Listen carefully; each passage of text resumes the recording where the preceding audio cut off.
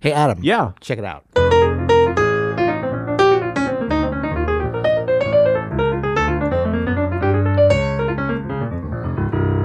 That's one great thing. Yes. Happening in jazz today. Today. We've Just got- happened. we've Just got- happened. We've got three. We got three? We got Good. three.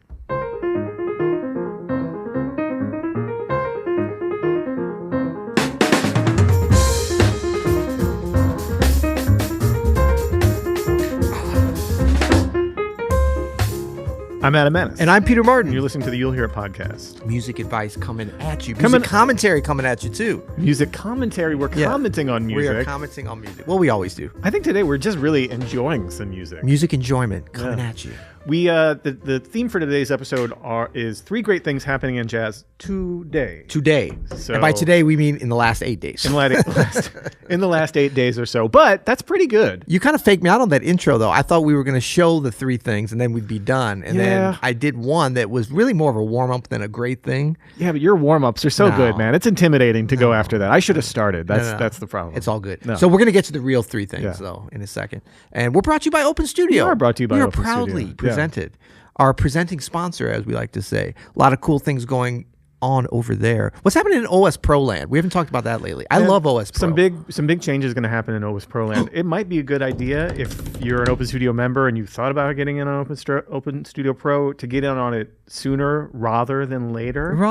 Because it might change how you're able to get it, and you might not be able to get in depending on how we do this. We might be gating the entry. Well, because we really want to try to solidify and do like a similar subject every quarter. Yes. And with all that, because now we have like great teachers. It was just me like a jerk on there every day. But now we have people like Chris Parks, like Peter Martin, like Jeremy Siskin. John O'Leary's been doing some good stuff. Bob DeBoo, of course, is doing some great stuff. And we have all these teachers. It's time to sort of like have a theme. Yes. So we're probably going to be doing that. And for that, we might have to gate the entry of it so that everybody's kind of starting in a similar place. It's interesting you say gate because remember we toyed with the idea of using that as part of our narrative about what the program was. Come to Open Studio Pro. If your swing sounds like a rusty gate, then you need to come over to... Have you seen that video of this sign in Tokyo? I forget who it was. But there's a sign in Tokyo. It's like, it's like almost like a sandwich board out in front of a shop. And it's got a light on the top. And the light makes a noise that's so swinging. Oh, wow. And these jazz musicians have been over there and have like taken videos of them like being like... swinging out over the automated sign. Yeah. That's awesome. Caleb, can we pull that up? So That's I'm awesome. getting really Rogan on it over here. Caleb, pull that up, please. Pull up the crazy Japanese sign. Cool. Well, so do we need to place into context what we mean by? Well, I think we kind of did it. 8 days. That's the oldest thing we're going to show you, right? It is today. Yeah, and it's the very first video. Yeah. The second video is going to be 8 days old, but this video is 3 days old. This is from a friend of the show. New Jazz Underground. Big fan of theirs. Link below to their channel. Yeah, these lads who are crushing it. Yep. They're coming out with merch here. Oh. But they're also coming out with swing. Uh-huh. Oh, I got rhythm. Woo.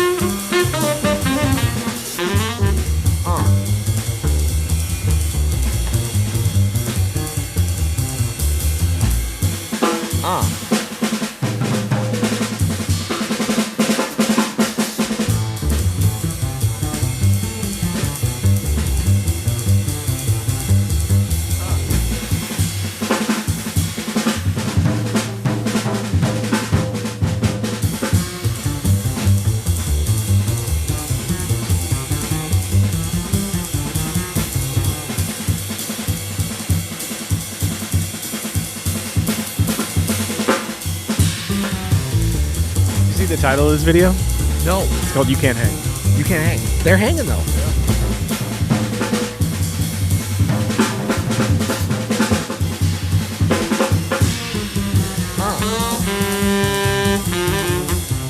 Can I just say,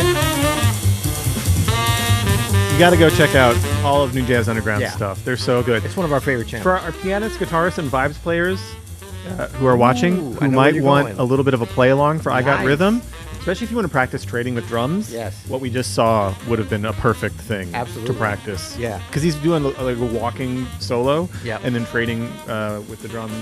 It's a great opportunity to... Yeah, and you don't... Good. No. Sorry. No, I usually recommend Sonny Rollins' Night at the Village Vanguard. It's a perfect opportunity to practice comping, but you can find things like this as well. Yeah. No, it's so good. And I was playing with great musicians, essentially, which these guys are. Yeah, absolutely. Dias on saxophone, Sebastian on bass, TJ on drums, who we had on the pod last year at some point. Yeah, we had them really all nice young musicians that are doing their thing. Youngish. They're all 23 years old, which is that's what I was looking up. And they sound so good, man. It's like I love this vibe. Also reminds me of being 23 and being in a little room with my friends. Yes, just swinging out. Well, and I love how that comes across in their videos. They've kind of kept the same look. The audio, it might look kind of casual. They're wearing shorts. It's like one shot, but the playing is killing. So I think it kind of fits. What was the old sitcom way back in the day? That was just one shot. The whole sitcom. Three's Company. Was Three's Company a one shot? No. I'm talking about way before that. One shot. Yeah, like Gleason. Oh, the Honeymooners. The Honeymooners. There we go. Yeah. That was one shot. These are like the throwback to the Honeymooners. Yeah. One camera angle. That's an interesting analogy. Throwback to the Honeymooners. You know what I'm saying? This one shot. But the playing is killing. The sound is killing. And what's fun about this, if you like this kind of thing, if it's not your jam, it's all good. You can find something else. But if you're into this kind of a thing, what's fun about this is you can see their development. They're at a very high level. I don't believe in this thing of like, oh, by the time they're 30, they're going to be great. I'm digging it already. Yeah. And from the first thing I've heard. But what is fun to see is the way a group, a trio, develops over time. So you can go back and see some of their videos. They're developing pretty quickly, starting at a very high level, in my opinion. But also, like, you can kind of follow them, and then when they come to a city near you, you can support them. When they put an album out, you can stream it at a device near you, all that kind of stuff. You can kind of be a part of what they're doing. You can get their merch if you'd like, or whatever. Can I just say I'm a sucker for a saxophone trio as well? Yeah. Which you wouldn't think, being pianists, that we would be that into it. They're cutting us out of gigs. They are. But I just love the room that it gives the drummer and the bass player to explore some things that, honestly, we tend to eat right up. Exactly. We would have been all up in the way of that. Yeah, exactly. But especially with drums, like when the drummer is playing less, it actually makes it even kind of more jarring and more somehow like locked in. Yeah. And then they get this room to explore more of their own comping voice, which is fun. Yeah. And I love stuff just from a YouTube kind of visual and sound standpoint that is super, like, that there's some kind of a story in the way that it's presented. And you might think, okay, they're just playing, they're just jamming in this room. Right. But there's like, they look very casual. It's one angle. It's very simple. It sounds great. They're playing at a very high level. So there's kind of a story with how it's being visually presented, I would say, that to me is like very interesting. As opposed to like they're in a club and there's a bunch of cuts and they're wearing suits and they're appearing more like some preconceived notions you might bring if you were just listening to it. Yeah. Because I'm like, I mean, in general, I like to listen to music. If I'm going to go watch it, like with your ears, you mean? I use my ears more than my eyes. Exactly. No, but you know what I'm saying? Like, in order to go watch something on YouTube that is really about the music like this is, there has to be a reason, like a live stream or like a live concert event or something going on visually. Because otherwise it can take away from the music. But I think the visuals of their videos specifically, notice they all kind of look the same. They have a tone. Yeah. But I think that is an inviting thing for a lot of people. Because like I said, for me, this does remind me of like hanging out at friends' apartments and playing great music and just having like really discovering music and how to play it. And I think for a lot of people, there's a similar vibe. And these guys are sort of like giving you that feeling. So it doesn't feel like you're at like Jazz at Lincoln Center. It's a it's a and you formal may go occasion. See them. Yeah. You feel like you're sitting on the couch with a beer and maybe you're about to go, you're going to sit in on the next tune or whatever. You're going to jump in at some point. Kind of some of a similar appeal, I think, that the Emmett's Place. Yeah, Emma totally. Cohen's series, in that, it's a jam. It's not all out jam session, but he's bringing different musicians. You're in his living room. There's some audience there. I love Emmett's Place, but I feel like that's even more of a formal vibe than these. Yeah, like but it's also live. Because then you got like Chris McBride is there. Like that wouldn't happen, at my friend's apartment. But I think that this is also really can be of interest to folks, even if you have, maybe even more so, if it's not like what you're referring to kind of as a nostalgia thing. Like, I remember being that age, because it's interesting, like,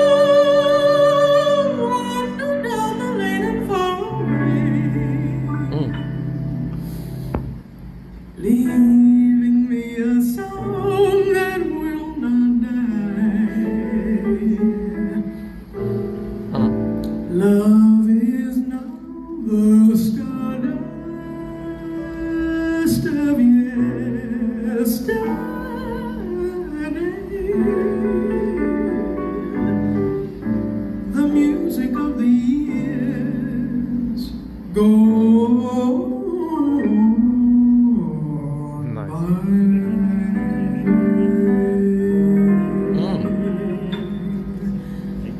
Sometimes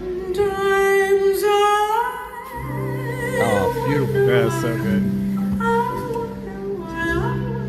I spend the lonely nights dreaming of a song. It's just no accident that Yeah. she's getting the attention that she so rightly deserves right now. Because You know, and as elegant and beautiful Calls my reverie, as she's singing this, and I am once again the level of difficulty on this, I can tell you, just phrasing and vocally, because I'm not a great singer, but I've been around some great singers. It's very difficult.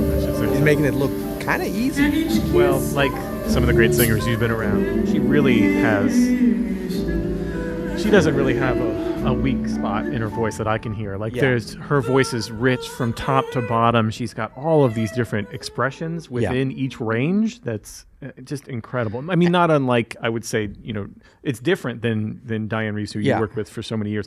But Diane equally has her own variations of control and expression within every part of her range. It kind of reminds me of that level of, I mean, it's like, it's not the same, but it's a similar caliber of like, wow, the control is amazing throughout. Yeah. The intonation is amazing throughout, but then the expression and her choices throughout, like all great vocalists really make the difference. Like some of those little choices of, she's not even changing the melody that much when in that little intro. But she's phrasing it. The way she's phrasing it, the way she gets from one bit to the next is... That's that high level of difficulty. And people don't need to know. I don't mean to be like, you don't know. You shouldn't know. But I'm just saying, like, I can tell you that it's a very exciting thing to hear somebody at any age, a vocalist or any musician, to be able to control things in that way. Because I think that's what makes... doing Stardust again. This song has been covered. I don't know if you're familiar with that, Adam. It has been done before. A few but times. that's what Wasn't validates this famously doing it. for years? This was like the most recorded song in history or something? Could be, yeah. And so it's Probably isn't anymore, but I think it was for a while. right. So, a knock could be like, oh, she's just doing standards or whatever. But you kind of raise the bar for... Who would say that? No, people... And I think also people would say, oh, she sounds great because she's doing stuff that's right in her wheelhouse.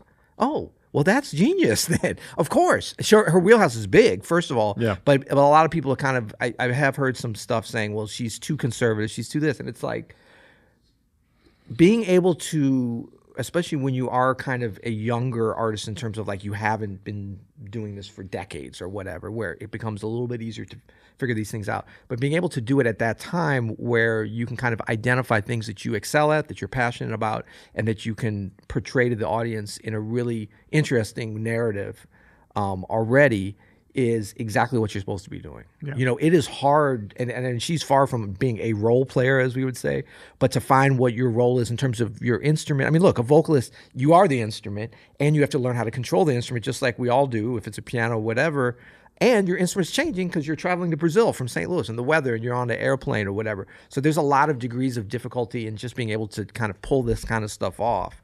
And to be able to do it with poise and grace and something really interesting and exciting for some people, older folks like us that have heard this tune by some great artists. That's when you talk about the proof's in the pudding. Proof's in the pudding. So. Proof is in the pudding. Yeah. Well, let's go out. We've got one more here of exciting jazz things happening today.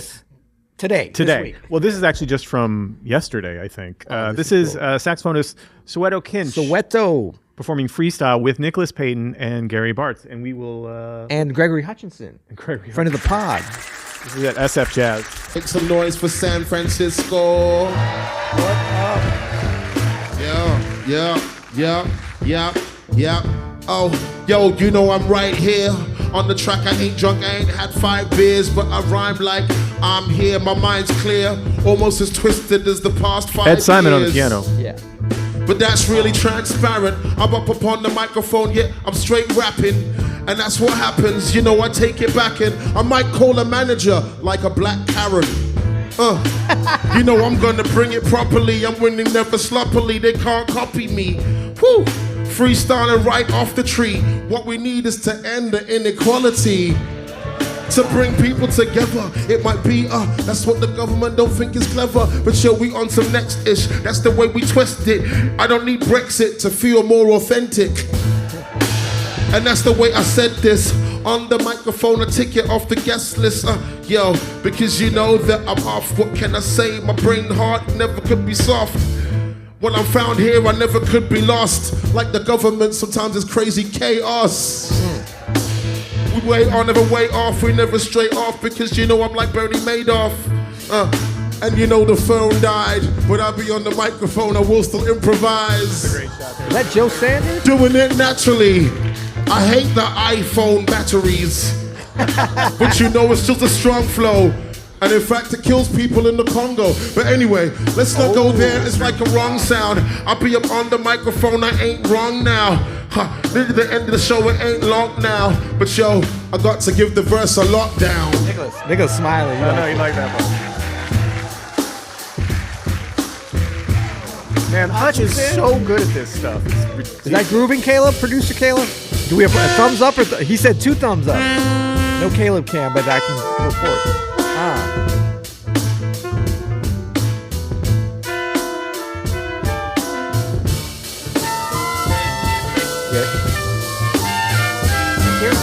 Did you say that already? Scary Bards. Did you not read the titles? Dude, I'm seeing this for the first time. It happened yesterday.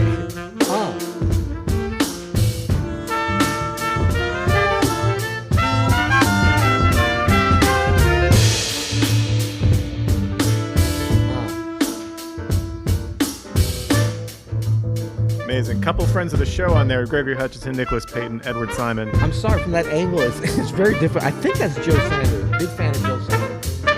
Something about the I can't see his face.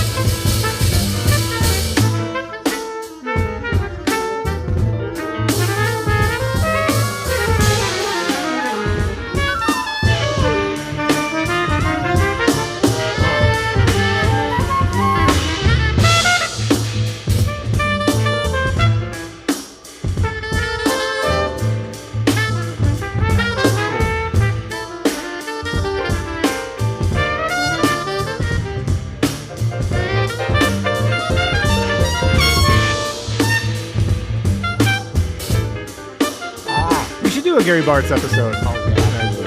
We haven't talked a lot about Gary Bartz, but He had a killing album out last year.